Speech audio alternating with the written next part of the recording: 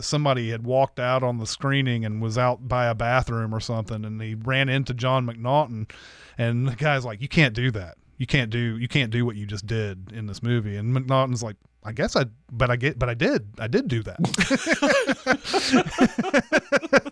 Welcome to Recotopia, a happy home for recommended movies, shows, and music from two people you can definitely trust.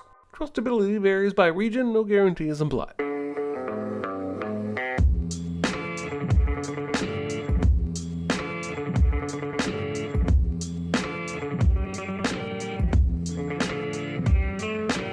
Now, here are your hosts, Chris Atkinson and Jeremy Scott. What is in this house? Speak to John. John is with us. Hello, everybody. It is episode 34 of Recotopia. Welcome, everyone. I am Chris Atkinson. And I'm Jeremy Scott. And today's big recommend is going to be 1980's The Changeling. Hello, everybody out there in the chat who have come to watch us on Tuesday. Already lively there in the comments. Indeed. On Twitch and YouTube and all the things. Anyway, how you doing? How's everybody doing? Yeah. Everybody good? Everybody good? Ready for some recommends? Mm-hmm. Huh? Let's do some recommends, yeah. It's no big deal. Itty bitty living space. It's so small and light. It's small, it's tiny, it's petite, it's wee. Yes. I will kick it off. This week, I have two. Both my small recommends are documentaries. Oh, which is a little outside of my wheelhouse. The first one is called Blind Ambition. okay. This movie was released, according to the internet, on September 2nd, and is currently still in select theaters. I imagine you'd have to go to L.A. or New York to see it. Mm-hmm. I bought it on Amazon, or rented it, actually, I should say. So if you have an Amazon account and some spare dollars, you can rent this now and watch it. I imagine it will be streaming soon. This is about four guys from Zimbabwe who had left Zimbabwe separately. They didn't know each other as refugees and moved to South Africa. And once they got to South Africa, they tasted wine for the first time, met each other, and formed a wine tasting competitive team that actually went to the World Wine Tasting Championships in Bordeaux. I think it's in some area of France that's super famous for wine. Yeah. Now, Zimbabwe, since the mid-'90s, there have been, I think, some 3 million people who have fled to other countries because of the financial disparity there. And one of the guys in the film even says the ride to work on the bus costs an entire month's salary.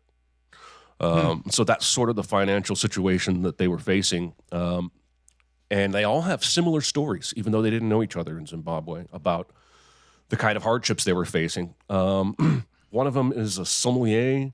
Another one is some kind of a sommelier in training.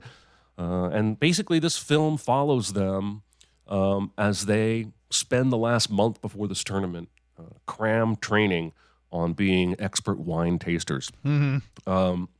And it's just charming as hell and kind of inspiring because these guys had nothing. Yeah. And when the movie's over, it tells you, this one owns his own winery and this one has his own restaurant and wine tasting bar in this part of the world. They've just all grown so much from their bonded love of wine, and not only wine in general, but wine tasting. Actually, it's very frustrating watching this movie if you drink wine to enjoy it, like I do, because they're constantly spitting it out, and they roll it around in their mouth, but they can't get drunk. They got to taste 12 different wines. Yeah. And it's just fascinating to me that they were able to, fall in love with this sport, I guess, and then get good enough to go and compete on an international level. Just really, really fascinating, really charming. And so that's my first small recommend. Blind Ambition. You can rent it on Amazon, but I imagine at some point it will be $2.99 everywhere on your digital service of choice. I think it's amazing that there are people out there who can just by taste tell you what the year and the where it came from and all of that. Like, I know that requires like a long time and a lot of experience and all of that, but God, how in the world does that even happen? It's a taste. There's so many scenes of them practicing where their coach will give them a blind wine and they'll taste it and they'll go around. Oh, the dryness makes me think that this is old world. Oh, I get a little bit of tree bark in there. That must be from Spain. And it's just remarkable how often one of them is pretty much dead on. Mm-hmm. But when they get to the competition, it's crazy hard. Even the people that like regularly win it are telling the camera like it's really hard. Like, it's really hard. You have to guess. Of course it is. The maker of the wine is one of the 4 things you have to guess right. Like the actual bottler. Crazy. That is insane. Okay, so I watched a movie that I know that you love as well, and may end up being a big recommend someday, I'm assuming. But this was during one of the monthly movie nights that I have with this one group of friends and everything. Somebody picked The Talented Mr. Ripley as one of the movies, and this movie came out in 1999. This is Matt Damon just hot off the presses of Good Will Hunting and Saving Private Ryan in this, playing Tom Ripley, a man who was sent by this guy's father, Dickie Greenleaf's father, played by James Reborn, sent to Italy to go find Dickie Greenleaf and bring him back. He wants him back in the States. And Tom goes there and runs into Dickie and finds out that Dickie doesn't much want to leave Italy at all, doesn't care too much. And how in the world are you supposed to argue somebody's way back to America? I've never understood this whole premise, but the father believes that it can be done. In the meantime, Tom is already mistaken for Dickie right off the bat in the early going by Cate Blanchett, who you see this. She's right off of Elizabeth when this movie comes out. You just wish she could be in this more, but her character is key in this a lot, because as soon as she thinks that he's Dickie, it becomes a big plot point by the end of the movie. But Tom befriends Dickie and even loves Dickie. Dickie is dating Gwyneth Paltrow, but he's also got some other woman on the side. And she knows it, but it's kind of like, it's like one of those weird, I don't care, but I do care, but that kind of type of deal. But Tom is definitely living the life in Italy and wants to hang out with Dickie constantly. And it's interesting to me, once Philip Seymour Hoffman comes in and is playing that, was it Frankie Miles or something like that is his name? Freddie Miles. He's playing this other friend of Dickie's that comes in, and like he's listening to music and all that, and he's getting Dickie to come in and listen to the same music with him. It's amazing, like how Tom starts to seem needy when you start seeing him through Freddie's eyes. Like all the time you're sitting there like, oh, this is a nice friendship. This is cool. He's always hanging out with Dickie. And then when Freddie shows up, suddenly Tom says something about like wanting to join him at a party or something. You see Freddie and he's like, he just kind of laughs at him like, well, who is this dude? He sees right through him immediately. Yeah, immediately. And of course, this has that great, we have used a million times in videos before, where Philip Seymour Hoffman's like, Tommy, how's the beefing? Tommy, how's the beefing? The soundtrack to this is the score to this is beautiful. They use a similar piece all the way throughout the movie, but it's just great. It's very mysterious and everything. But I don't know how much I need to spoil this, but I'll say this. Tom ends up pretending to be Dickie full time in this movie. Mm-hmm. And a lot of things depend on him. Some people knowing that he's Tom Ripley, and some people knowing that he's Dickie Greenleaf, and he's got to play that juggling act the entire third act of this movie. Yeah, and it's a wonderful movie. It's a great movie. It's an Anthony Minghella movie for people who hated The English Patient. So, like me. Yeah, like Jeremy. So yeah, this movie is really fantastic. It was great to see a revisit on this one. I hadn't seen it in a while. So yeah, A Talented Miss Ridley. Jude Law is great. Jude Law is also coming straight off of Gattaca. Where I think that was his breakthrough and everything. So a lot of people in this movie are just becoming big stars. Gwyneth Paltrow had been one for a bit, even though she's kind of shoved to the side a little bit. But she's really good in this too. She's got some moments in this movie that are great. So yeah, I'd highly recommend this.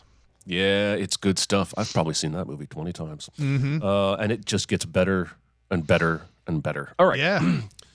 My second small recommend is another documentary. You may remember a few weeks back that Chris recommended a film called 13 Lives, which is starring Viggo Mortensen and Colin Farrell and Joel Edgerton. And it's about the rescue of the 12 soccer players and their coach that got trapped in the caves in Thailand. Well, there's a documentary. There's actually two. But there's a documentary on Disney Plus called The Rescue. And I sat down after I watched 13 Lives with my wife and watched The Rescue on Sunday. Really good, really riveting. This actually, I turned to my wife about 2/3 of the way through and said, if I did not know how this ended up in real life, I could not watch this movie. Yeah. It would make me so freaking anxious. And if you scripted this as a movie instead of basing it on a real event, the studio head would throw the script back at you and ask for something more realistic, because the rescue they pull off is insane. It's absurd. And when you heard about it in the news, you did not hear about what they did. You just heard that they dove them out and rescued them. But they basically tranked these kids with a cocktail of drugs multiple times throughout the cave swim. And the guy that they get to help him do it initially was like, no, I could probably list 50 different ways that they're going to die doing this. You can't do this. And it ultimately becomes the only option. Very fascinating to watch the real footage of the things that I saw the dramatized version of. Because as no matter how good an actor Viggo Mortensen and Colin Farrell are, they can't play normal weird dude as well as a normal weird dude can. And these guys, like when they're being introduced on screen, it's like IT specialist slash cave diving hobbyist. Yeah. They're just old, weird, skinny British dudes who have done this as a hobby so much. And I love the interviews with them. You don't get any of that in the dramatized version where they explain why they love cave diving and why, even though it's so scary and isolated and it's like space, they're so anxious in their normal lives that being alone in a dark cave with the unknown is actually the most peaceful place and time for them. And they're just really fascinating, weird individuals. But what's extra cool about this documentary, I'm sorry, I'm going too long, is that there are some scenes that they clearly had to stage. For instance, the first dive the two guys make into the cave. There is footage of guys in a cave laying some wire, diving. But that's not them because they didn't film that themselves. Yeah. But then when they first reached the kids, one of the guys in real life broke out a camera and started filming. And the documentary goes into the camera and boom, you're seeing that actual footage. It's not staged. And then as the film goes on, you kind of can't tell anymore which sections were staged and which sections are real. At one point, my wife was like, I think this is real. I think this is real footage. And I was like, I think you're right. When they're like bringing them out on stretchers and everything. It's really, really fascinating rescue and story. And if you had any interest in 13 Lives or watched it and liked it, I think this would be a nice chaser. It's on Disney Plus. It's called The Rescue. Definitely need to see this. When I watched 13 Lives, I did watch I think this is what you were describing. I did watch a YouTube video of the scene in the movie where Colin Farrell is telling them that he's going to get them food and everything, and that becomes a big thing with Vigo later, where he's like, they ain't ever getting out of this fucking thing. They showed that video is on YouTube though, of him telling all the kids we're going to come back. Now, I don't think he tells them. I think they did this for dramatization. I don't think he tells them that we're going to come back with food and doctors and all that, like Colin Farrell. Colin Farrell like promises the moon in that thing. But some of what he says, some of Farrell's dialogue is straight from that real video where he says like, "You are so strong." It gave me chills. Anyway, good stuff. My next recommend is going to come with some caveats because this movie is disturbing. It's Henry, Portrait of a Serial Killer, starring Michael Rooker. This is like super young Michael Rooker. He's like in his early 30s in this. But I want to stress to people that if you don't like horror movies and you don't like seeing disturbing death on a screen, you do not want to see this movie at all. I'm going to go ahead and give you that caveat right now. This movie starts off with a string of just seeing the aftermath of what this guy has done to all these women in the area. And all you hear is you hear like the faint echoes of what happened in the scene in the background while you just see somebody dead on the screen. And it goes on to show Michael Rooker and Henry as this normal dude who's coming to town. He's gonna be staying with a buddy. Buddy's gonna have his sister living with him and everything. And as one of the commenters says, yes, Henry Lee Lucas. Yes, it is based on a real guy. Jesus. Although this guy was convicted of several killings, but he was also one of those guys who would claim like hundreds of killings that he didn't actually do and things like that later on. So Michael Rooker's coming in to live with this dude and his sister. This dude that he's living with, his name's Otis, I believe. He's not a very high intelligence, and he's very dangerous in the way he thinks. He's definitely lurching after his sister during this movie. There's a point where Henry has to stop him from touching her, basically, in the movie. But they sort of form this kind of like hanging out friendship type of thing, but it's not like, when I say hanging out friendship type of thing, I'm not saying like you and me, Jeremy. They go and I don't know if they pick up some women at a bar, and you're just like, first you're like, Henry seems kind of nice actually, because this is what the serial killers are. That's one of the things that we always hear about serial killers, right? They're so normal. They seem so nice, blah, blah, blah, blah, blah. And even he even seems to have like this like affinity for dude's sister and like just caring for her, not like any particular like, he doesn't want her in any way. It's just, hey, I care for you, blah, blah, blah. They go out and they get some women out of a bar or something like that to go into this car. You see this, it's like both of them are making out with two women in this car. And then all of a sudden, Henry snaps. He snaps this woman's neck, and it's like, whoa. I haven't seen him do anything on screen this whole time, and now suddenly he's doing that. And after a while, these guys just go on sprees, and they start like, they start getting video cameras into it and starting to shoot the stuff that they're doing and everything, and all the different moments in this movie where there's like death going on are just disturbing as hell, and just because of the presentation of it. Most serial killer movies, they're like, you're like, oh, that guy's got a screw loose, and everything's all like stylized and everything. This is no stylization at all. That's what makes it even scarier, I think.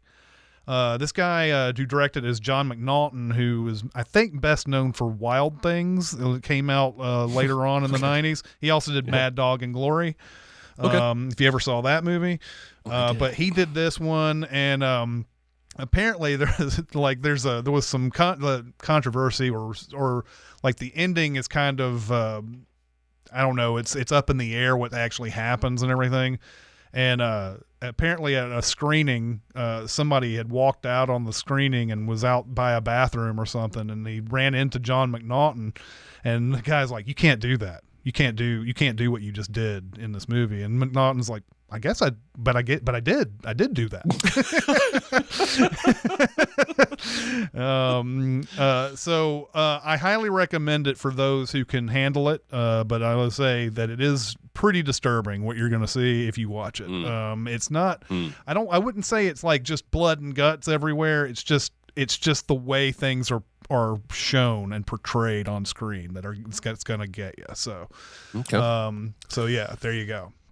All right, that sounds intriguing and fascinating, and probably not going to move high up on my personal list. Probably not. I wouldn't think so. Stuff, but I do love the variety in the recommends that we bring on this show. Yep, absolutely. All right, it's time for the big one. The big recommend. I'm fine. It's just that you're so big. It's so huge. It's a good rule, but this is bigger than rules. It's bigger on the inside. Is it? I noticed. So the big recommend this week is The Changeling from 1980. George C. Scott in this movie. George C. Scott plays a man who has to stop on the side of the road. It's icy, it's cold, it's blah blah blah. There's a phone booth out in the middle of nowhere.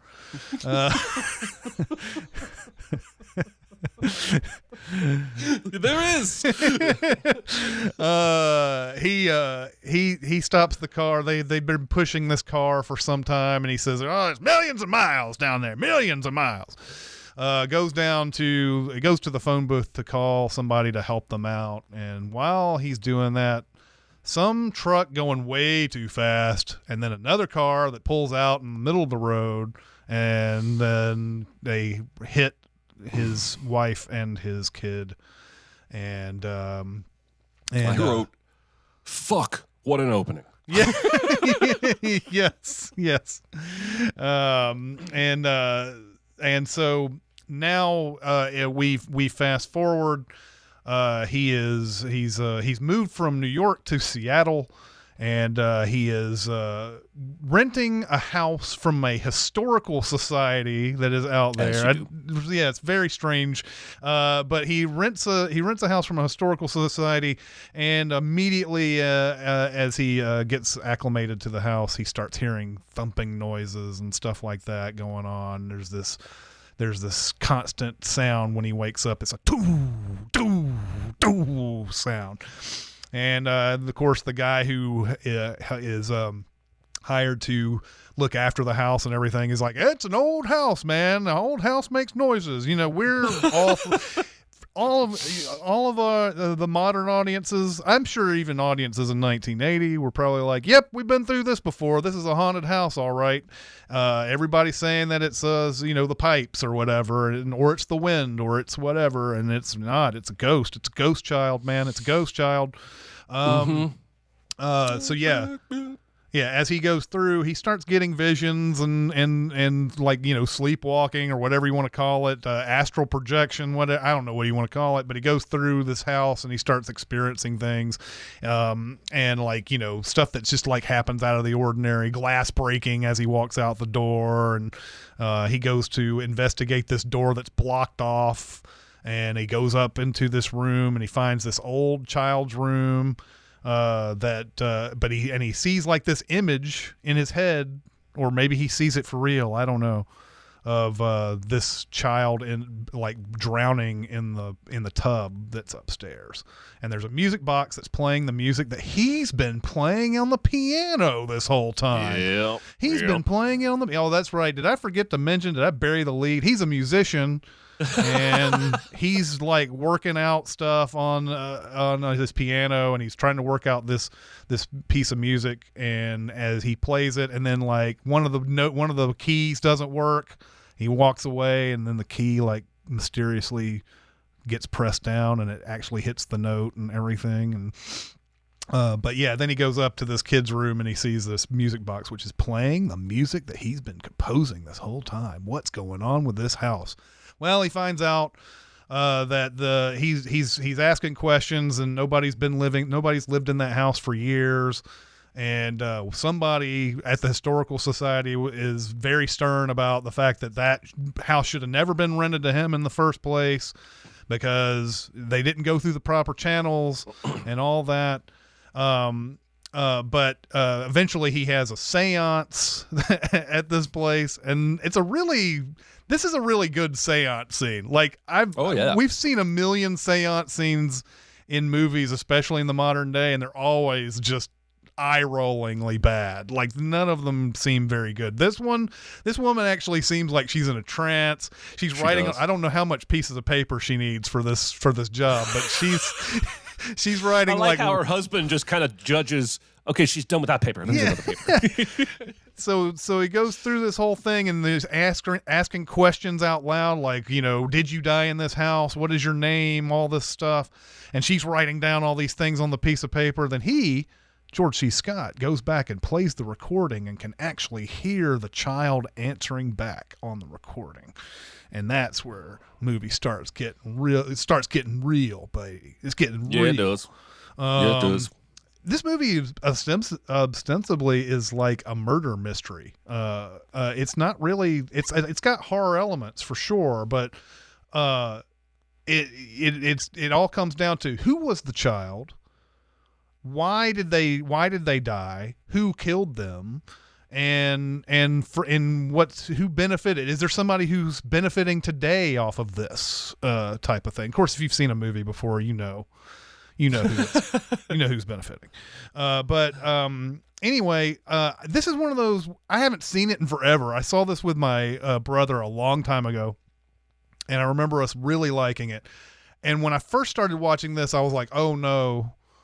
I recommended some movie that's just your basic ass ghost haunted house movie, and it's got all the same tropes that I send in our videos and everything. But it takes a nice turn, I think, and it's well shot. It's beautifully shot. It's incredibly technically great as far as the way it is shot, and George C. Scott is fantastic in it.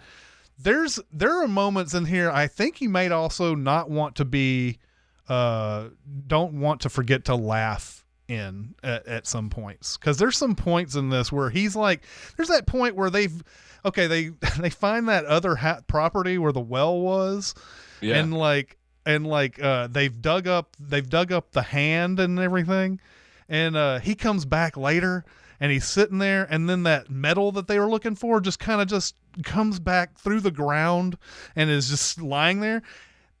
George C. Scott looks down at this thing and he arches an eyebrow like, there's a metal there all of a sudden. That was expected. And, but there are some moments in there. There's some moments in here that are actually pretty funny in context. But anyway, I'm glad that I revisited this. I think this is a great horror movie.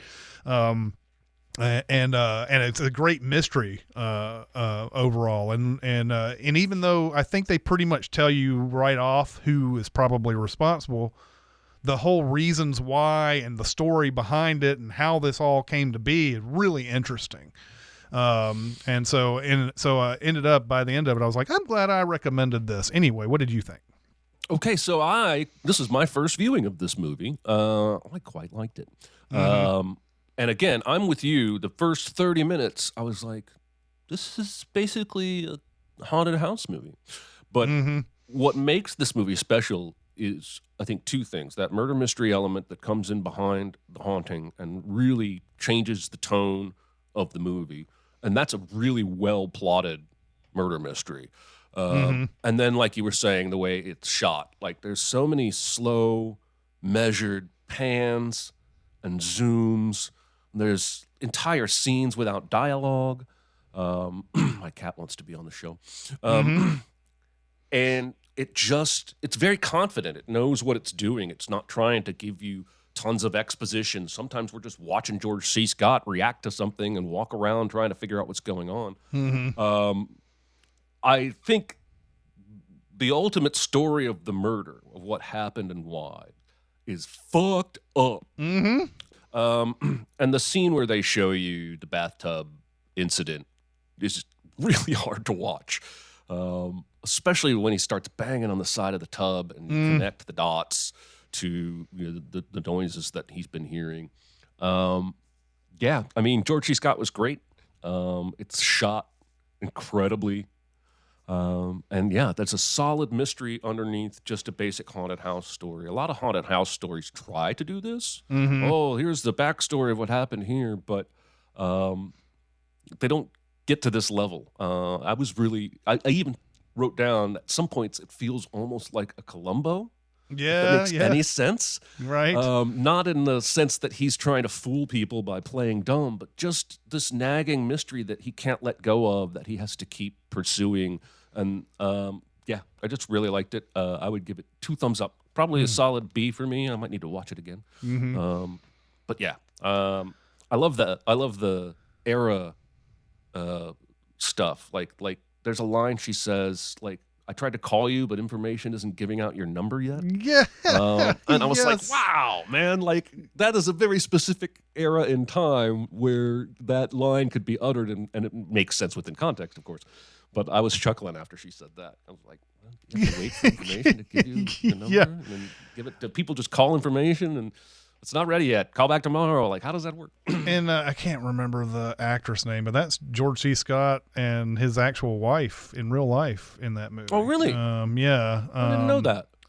It's what is it? It's Trish Van Devere, who's playing the woman who works at the Historical Society and everything. There is also, and I wasn't able to confirm this, but there's also a apparently Joshua Jackson, when he was months old, was in this movie at some point because like his mom was an assistant director or something like that. That's wild. I wasn't able to confirm it anywhere. The IMDb doesn't have him as an uncredited actor here or playing himself or whatever. But I believe his mom worked on this movie. And so he apparently like shows up, and Giancarlo Esposito has an uncredited extra credit on this movie as well. Thought that was really interesting. But yeah, getting into a little bit of the spoiler weeds, and I haven't quite, figured out what people, if people listen to this and say, oh, I need to watch that movie, or if they're just, if they're watching the movie and then listening to us or whatever. But I'm going to get into spoiler stuff here so we can talk about it a little bit. But this is another one of those intriguing things that I don't think you could get away with in modern day. Maybe you can get away with this in modern day. But this whole idea that you have a son who is disabled and you kill that kid, and then you like get get an orphan to become your kid or whatever, and then send him off to some European country to get better or whatever. And so when he comes back at 18, he's okay. It sounds plausible in this movie. It doesn't sound plausible. Like maybe you could do that. Maybe it's regularly done. Who knows? Like who knows? It's an interesting thing, but yeah, it is fucked up. Melvin Douglas, by the way, really good as the senator in this. This was one of his last movies before he died. He did this and another one called A Ghost Story, or just Ghost Story or something like that the same year. He's coming off another movie that I would recommend called Being There, that he just did. So Melvin Douglas was really good in this. Is that I was like wondering what was going on at the very end of this, where he's comparing the medals, and he sort of realizes what's going on, and then we see it's like his astral body showing up in the house. And as it's burning, and Doctor Strange, like Peter Parkered him, and his spirit showed up or something. Right. But yeah, there's a lot of cool stuff in here. And Peter Medak, I don't know that director very, like, I don't know what else have I seen of his. He did Species too. Oh wow. he did the Craze. But yeah, and it looks like he's still doing stuff to this day. But this seems like sort of, it seems like we would have seen more Peter Medak, like more of him, the way this movie is shot and everything. It just seems like you would know his name a little bit more than you would in this. But anyway, yeah. I highly enjoyed watching this the second time. I'm looking at the chat. It looks like how many people here are talking about this movie? Well, it looks like they are. The wheelchair that was terrorizing the woman, and the shot where she falls down the stairs and the wheelchair follows her. Yes, the sentient wheelchair that terrorized that poor. Yes, absolutely. I did want to note that while it is obvious in certain scenes in this movie that George C. Scott is not playing the piano, he did learn to play one piece for the scene in the college classroom, and that's really him playing that. And so even though there's that 360 shot of him in his new house when he's at the piano and he's doing this, and I was just kind of giggling the whole time because that was probably shot before he learned to play the piano for real. But I like to give actors credit when they actually learn how to play an instrument. Yeah. So. We had we had some speculation that you would be bringing up the piano playing in this movie, and we've got a boom called it in there. I believe they know me well, these listeners. Yes, and yeah, exactly. Finn Horror says bets on whether Jeremy will comment on piano playing in this movie. Yes, absolutely. And then says Ben called it. And James Kendler says great creepy score by Rick Wilkins. Yes, Rick Wilkins' score is great in this as well. Yes, it is. But yeah, I was worried this was because in the modern day, these haunted house movies are all the same. They're almost all the same.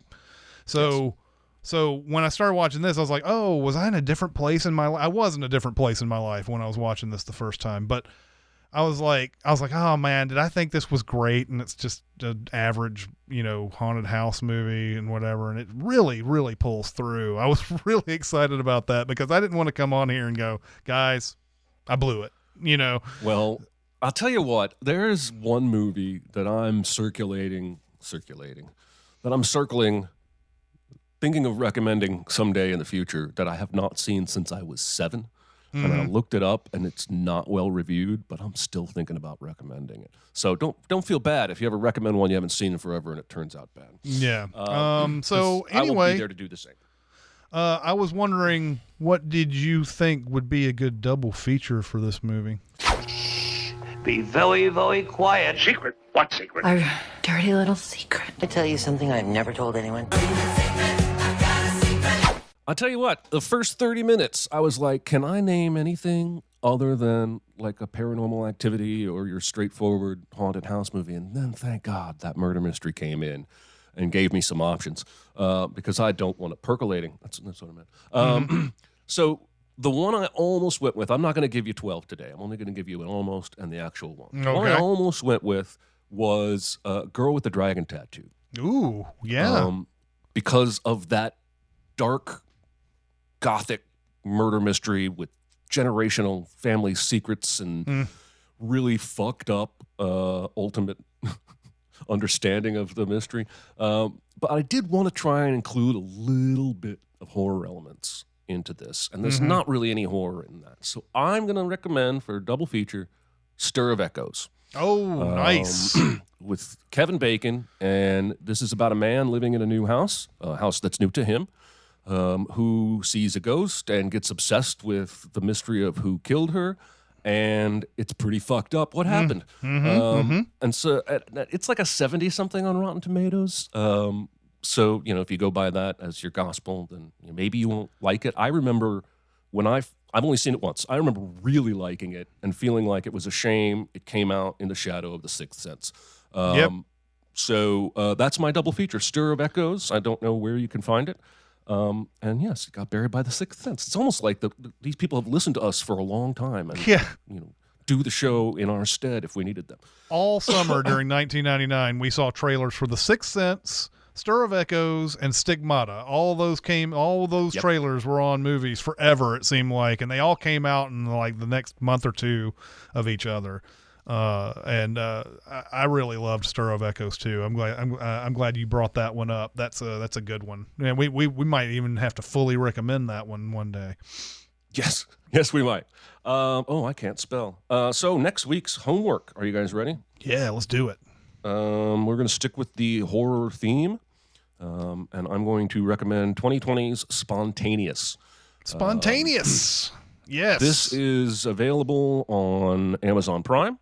It's available on Paramount Plus, on the Roku channel, with a premium subscription, Sling TV and Philo with a premium subscription, and available to rent on all of the other streaming places. Now, I want to tell you, before you watch Spontaneous, I would advise you to go to doesthedogdie.com and look for Spontaneous, because this movie does have a lot of triggers. Teenagers literally spontaneously combust, sometimes on screen. There's drug use, alcohol, a lot of triggers. So go and check that and make sure that this movie is not going to trigger you. But what I love about Spontaneous is it's a genre hopper. It's definitely got one foot planted in horror, but there's rom-com, there's coming of age, there's some sci-fi, and there's some drama. And I haven't seen it in probably a year. So I'm excited to get back to it. It's one of my favorite recent movies, and I can't wait to share it. Yeah, I love it too. I can't wait to see it again. All right. Yes. Okay, let's do some questions. Yeah. Question. I got something to say. I want the truth. I'm listening. What is the most petty movie hill you will die on? Okay, so, I could go on for days about this Die Hard as a Christmas movie thing, but I'm not, because I think that argument has now reached, what would you want to call it? Like, everybody's just firmly entrenched in their, whatever their belief is about that, and you're never going to be able to change anybody's mind. But one, I don't know if it's petty or not, but one that I will die on is that the book doesn't matter. Is when you have this, when you have a movie that comes out and it has something that's unexplained in it or whatever, and then somebody tells you, oh, well, in the book, this happens and whatever, meaningless to me. But I constantly see arguments online that this movie is okay because the book fills in the gaps for you, and I'm sorry, it doesn't. It never will. You made the movie to so that people would know without having any other material ahead of time. Now, I guess you could make a lot of different arguments about what kind of knowledge you're supposed to have about any kind of movie that you watch, but whenever they sort of like miss stuff and they cut stuff out, or don't ever film it in the first place, I'm always going to be like, I'm sorry, that doesn't matter. So anyway. I feel kind of this way about the MCU TV shows. When I say something about Doctor Strange 2 that bugged me, and I get, well, in WandaVision, and I'm like, you can shut up now. I didn't watch WandaVision. The movie needs to do the job of at least summarizing what I need to know from that television series. And I feel like they're going to lose me over time because Now I'm kind of stubborn. Now I kind of don't want to watch WandaVision. But also because I've been told by many people that Doctor Strange 2 basically just undoes all of WandaVision anyway. It does. So I don't want to watch all your shows, MCU. Okay, so I'm going to give my answer, and then I think we got some good ones in the chat. This is very recent, Petty Hill, but The Muppet Christmas Carol is not a horror movie. I made the mistake of jokingly tweeting about this after Danae and Ian and I were arguing about it on Slack. And I had a lot of people going, well, it scared the shit out of me when I was 6. And I'm like, hey, you know what?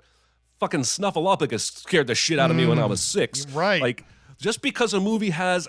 And then I got some pictures of the Ghost of Christmas Future and how scary he looks. And I'm like, yeah, okay, a movie having a scary moment does not make it a horror movie. This is a Muppet movie. This is a comedy. Just stop with the it's a horror movie because this one thing scared my 2-year-old. I'm not here for it. Yeah, exactly. Yeah, I know, man. I know. All right, we got some fun over here in the chat, I think. Castro says, the problem is more with WandaVision than Doctor Strange 2. I mean, yeah, I was sitting there thinking they could have done WandaVision a different way and then made Doctor Strange exactly as it was, and then it would have made more sense to do that and everything. Going up here, somebody's asking you a question, Ketrar, saying, Jeremy, wanted to ask for ages now, considering that The Matrix is your favorite movie. I was curious if it's just for the spectacle or if you had some deeper connection to it, as it's also my favorite, all-time favorite, and I saw it at a time where I was a bit lost, so it resonated strongly with me.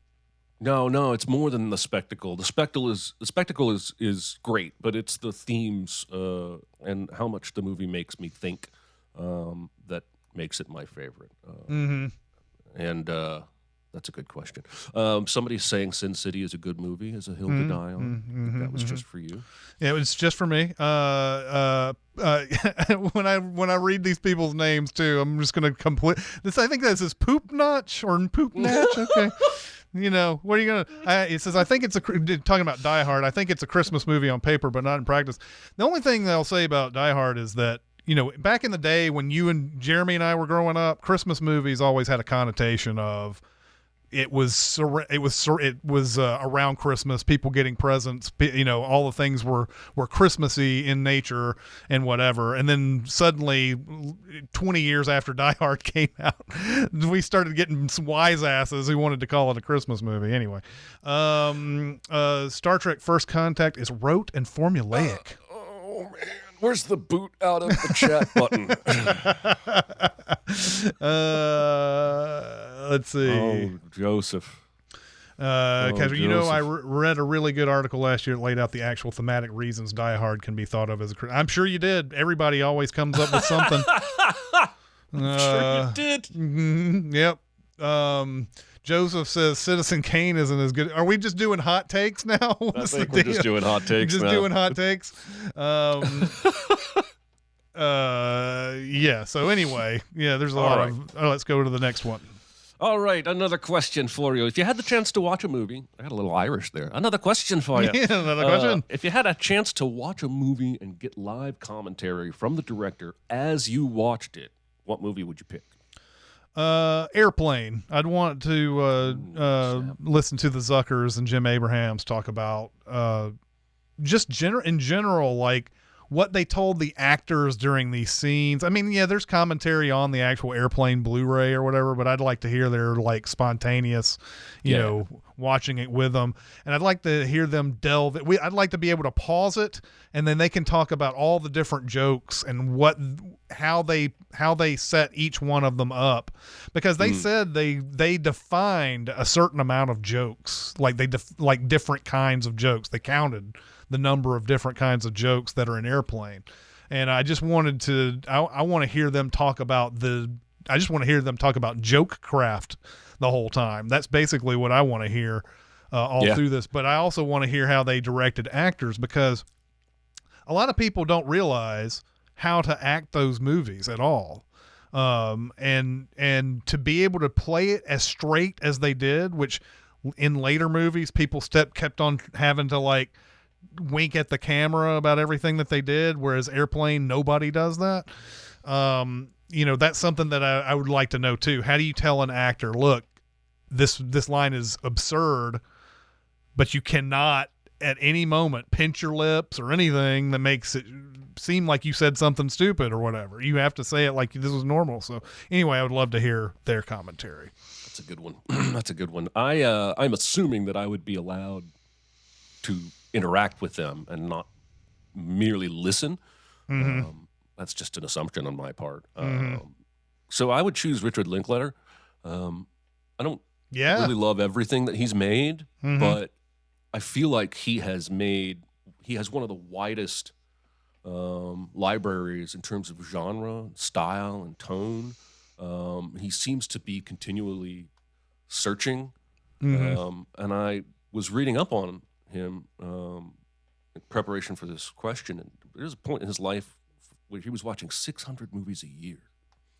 And he just sounds like a Peyton Manning type who just does so much study of the film art that I think he would have a lot of really interesting insights and things to say about any of his movies. But I'd probably choose one of the before movies, like Before Sunrise, probably. Yeah, for sure. Definitely. Any of those, actually. All three of those before movies are great. But anyway, on the comments, we have Jagged says, I'd love to sit down with Jordan Peele during any of his three movies. Yes, absolutely. Paulie Walnut says, live commentary from any Kurosawa Mifune samurai film. I'd love commentary on all of those. Absolutely. Justin says Blazing Saddles. Absolutely. Blazing Saddles trends every year for some various reasons or whatever. And it was on the BBC recently. And a lot of people were saying, oh, you couldn't make this movie today. Well, I don't think you could make certain parts of that movie today, but the theme of that movie and the way that, and the message of that movie, you definitely could make that today. You probably couldn't do a couple of things that Mel Brooks did back in the day. But Blazing Saddles would be great. Hear Mel Brooks talk about it. Oh, it'd be a whole other experience. Let's see. I would love to sit down and watch Crime Wave with Sam Raimi, says Finn. I thought it was actually hilarious, even though I can see why it didn't really work for most audiences. Yeah, and I saw Crime Wave on the sort of the tail end of watching a bunch of Raimi and Coen movies, and this movie was just like, it just felt like garbage to me. I haven't seen it in forever, but I may have to revisit it at some point. So God, everybody, we got a lot of comments on this one. Let's see. Tenet for me. Yeah. Tenet, Christopher Nolan, because Inception is one I can kind of understand. Yeah. Tenet is tough. Even if you watch the making of Tenet, the best thing about Tenet is watching that hour-long making of, where they said, we came in that day and I was like, okay, I know this is how we're going to be doing this scene, and then Christopher Nolan would come in and show like the screen, like the actual things that are going on during this scene, and I would be like, and we'd have arguments about whether we're going forward, where we're going backward, we're going blind. Like even they didn't know a lot of times. Well,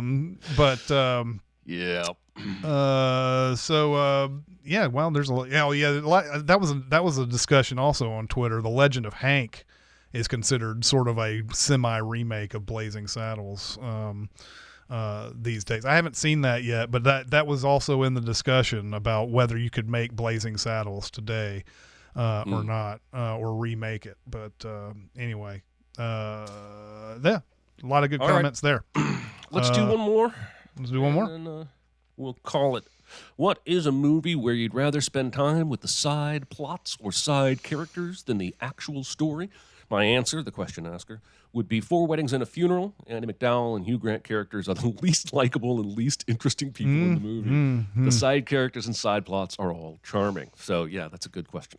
Yeah, I don't know. I wasn't able to come up with a rather, but I did come up with a few, like I would have liked to have been in on their adventures. And I think you did the same thing too in your answers, but Baxter the dog in Anchorman after he gets punted off of the bridge by Jack Black, because he obviously gets into some adventures afterwards, right? Like, because there's that point where like they fall in that lion cage or whatever, and the dog comes in and he says, "I had met one of your cousins while I was out." I just thought that would be definitely a fun adventure. The other one was Benny in City of God, since oh, nice. He's so cool, and everybody likes him. He's just all he is a weed dealer, man. He's just a drug dealer. He doesn't kill anybody or do anything. He's just cool all the way through. I would like to hang out with Benny more in City of God. But neither of those movies I would change. I would just, it would be nice to have like a side movie with those guys. I also did not. I'm not saying I would rather see this than the movie we got, but it's funny. I did too, and one of them's an animal. Jinxie the cat in Meet the Parents, who Ben Stiller accidentally lets out. And then there's a whole plot point where he gets an identical looking cat and paints it. He paints its tail, and presents it to the family because he's so clueless about cats. He thinks this will work, and then eventually Jinxie shows back up at the end. So I like to think that Jinxie has, like a little cat adventure throughout the neighborhood and meets some other animals and whatnot. I'd like to see that. And then. Also, I would like to see Matthew McConaughey's character in Tropic Thunder. Definitely. From his journey from L.A. to Vietnam or wherever he ends up. And how he ends up there with the TiVo box to stop the rocket launcher. Because I bet that would be quite an adventure. But I really liked that question. Anything fun in the chat? Over in the chat, we have Colossus TV says, I want a whole spinoff for the animals in the new Pinocchio movie. They look and perform better than the whole rest of the film. I haven't seen this new Pinocchio, but I've heard a lot of bad things. Polly says R2-D2 and C-3PO in Star Wars. Well, if they're not as annoying as they are in the prequels and the following films, I'd be totally down with that. Yes. Poop Notch says Baxter the animated series. Yes. James Kinder says it would have been cool to follow Hong Chow in the cereal box she purportedly hitched a ride in before she reappeared in Downsizing. Hong Chow is the best part of Downsizing. She's the reason to watch that movie. It's because she's so good. Let's see. Titanic, there's so many stories from the real story that would be insane to watch. This is Joseph saying this. Yeah, absolutely. And when they were talking about Titanic sequels and everybody was laughing like, ha ha ha, how do you make a sequel to Titanic? Well, you wouldn't make a sequel to it, I don't think. You'd make a sidequel, essentially, where you'd have other people on the boat having different stories or whatever. That's what I always thought that they meant when they were talking about doing a sequel to this. But yeah, he says, is like the baker who is on the stern with Rose, who in real life got drunk as hell during the sinking and lived. Yeah, that would be an amazing story.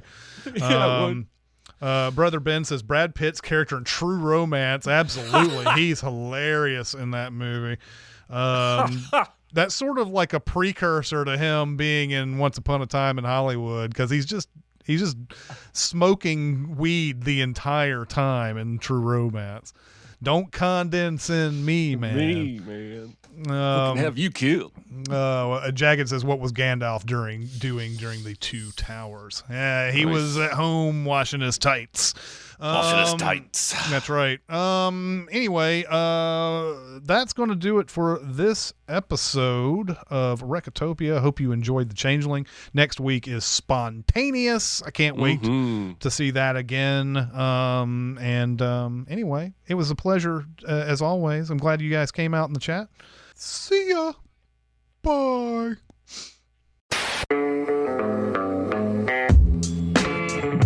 Be a part of the live show by being a member of the Sin Club at Patreon at patreon.com/cinemasins.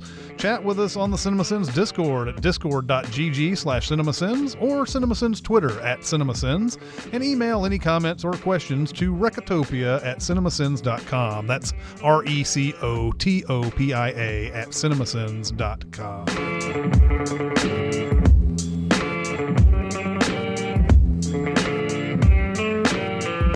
Hey, 3 of my 4 cats threw up this morning. Do you find that there's a seasonal thing about the cats throwing up? Because I do. my cats seem to do that often around winter. I've also read that it can be like related to allergies. So like one of my cats, the oldest one, has been throwing up every day for like a week, but I've been having raging sneeze attacks almost every day. And my wife is like, you guys are both allergic to whatever's in the air right now. You're both allergic to the same thing. I'm like, all right, yeah, sure. I mean, my mom always used to say, hey, they're cats. Cats throw up. But the more I pay attention to it, it does seem to come in waves. And I think it is kind of a seasonal thing. Yeah. Kind of like, I actually recently learned my own heartburn can be seasonal and Really? Inflated by allergies. Because I went like 4 or 5 months without having any heartburn issues. Before I had one, I was like, wow, it's been a long time since I've had heartburn. Like Domino has this thing that I don't understand. He has a thing where he gets down in that position to cough something up and just doesn't. He does it all the time. Like he's sitting there, like if you pick him up like from a sitting, like a lying down position, or he gets up too soon from a lying position or something, all of a sudden he's like, oh no, got something I gotta get going there. And he'll sit there and cough, but that's it. It's over. He's done that the whole time I've ever had him. So you think the Titans have turned it around for the most part? No. No? I mean, no confidence there? No. I mean, do I still think it's too early to really know who is what and what they're going to be? Yes. But they need to solve this second half offensive thing. Like, I don't think we can give credit to other teams for stopping them all we want to, but this is almost 0 points in the second half for 4 games. That's not a other team thing. That's your team thing. Right. And so during this Colts game, I was like, you better score again here in the first half, or you're not going to score ever again, considering what you've been doing the last 3 weeks. And they're going to come back on you. And guess what? They got really close to doing that. Did. They did.